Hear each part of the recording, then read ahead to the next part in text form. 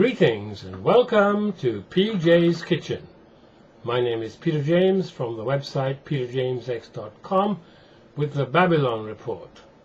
This evening I'm bringing you a short update on the Basest of Men and the Congo. You know, in Galatians 6:7 it says God is not mocked, and we better believe it because he isn't. In Acts 10:34 it says, Peter said that God is not a respecter of persons. We also better believe it. We are not above what God says. You know, in Isaiah 2:18 it says that, our silver and gold will not save us. Ezekiel 7:19 says the same thing. And in Daniel 2:45 it says that in the end times, the image which represented all the kingdoms of the world will be smashed on its feet, which is the time we are living in, and even the silver and gold will be blown away. So let's have a little look at what's going on, how the basest of men are operating. We are in a time when the Asia Times says the gamblers bail out the casino. That's what's happening now to us. October 29th, we also heard our Prime Minister, Gordon Brown, say that the World Bank, which is the International Monetary Fund, is running out of resources. It's going bust, and it needs to be bailed out. Well, you know who's going to have to pay the money to bail it out? The same people who always have to pay. That's us, the taxpayer. In the meantime, the bankers gained a £16 billion bonus. Who is paying them that? We are. Do you see what I'm talking about? The basest of men. How can we say they're the basest of men? Because they are prospering while others suffer, and suffer big time. As the banking crisis escalated, we had one bank spent £2 million on a weekend bender. They put up their people in 4 top London hotels, ferried them to fancy dress balls, guzzled champagne, had fire eaters and acrobats performing,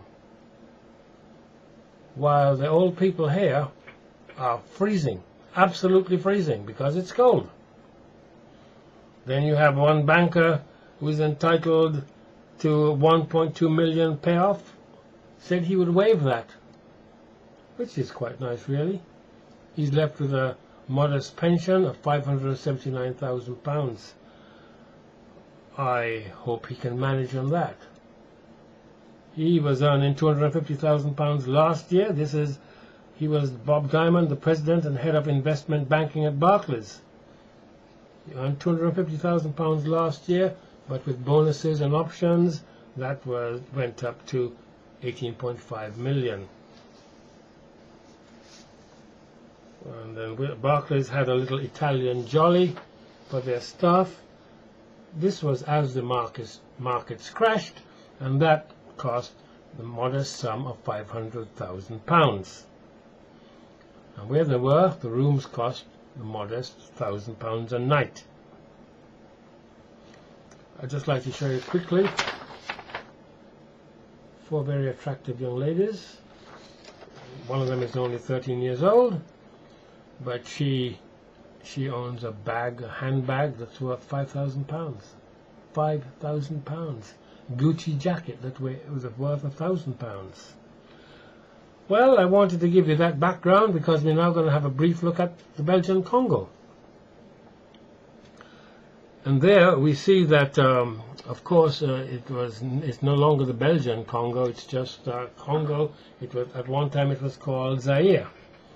Well, it's interesting that Brussels, the head of our European universe, it's interesting that they made that place the head, because they absolutely destroyed the Congo.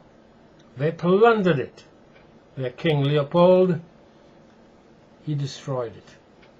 And he had his enforcers go and chop off the hands of the people, the laborers, because they didn't do what he wanted them to do. His personal fortune was enormous. His rule destroyed thousands of villages and left approximately 3 million people dead. For the last 3 years, 6 countries and 3 rebel groups have been at war, squabbling over Congo's remaining mineral wealth, diamonds and oil. But they have more than diamonds and oil. We've got lots of stuff down there that we want. Have you got one of these? Got one of these? Well, the chances are that the stuff that makes that work came from the Congo. Coltan. They got a lot of copper. They got a lot of zinc. They got a lot of oil. And Europe, America are down there plundering. And now they have plans to tap into the Congo River and build an enormous dam to supply Europe with electricity. Not the Congo people, who are earning 30 cents a day, an average $100 per year. As I said, cobalt, copper, diamonds, gold, silver, tin, coltan, the essential ingredient of cell phones.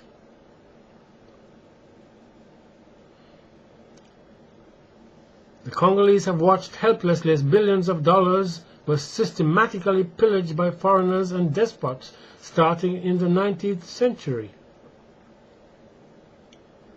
One Congolese said, "Congo is like the Garden of Eden. God put everything here for us, but it is also why so many outsiders come to create trouble and take it away."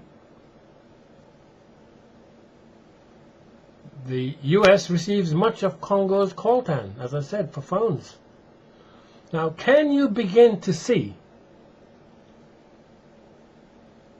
that we are in serious, serious trouble?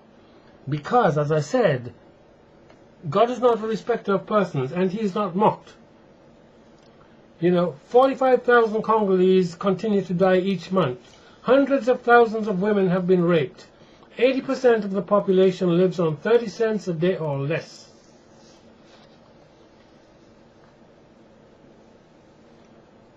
15 million people must survive on a single meal. And that is what we have done. Europe, and now Israel, and the United States. Well, the chickens are going to come home to roost. We can expect to see our financial situation deteriorate to a point that brings us to what Congo is experiencing and Zimbabwe, because we are in rebellion against the Most High, and we are not loving our neighbor as ourselves. So that's the end of this short Babylon report, and I suggest you go to the website for the many videos and supporting documents. The website is peterjamesx.com, in case you didn't get it before. So thank you for watching, and cheerio until the next time.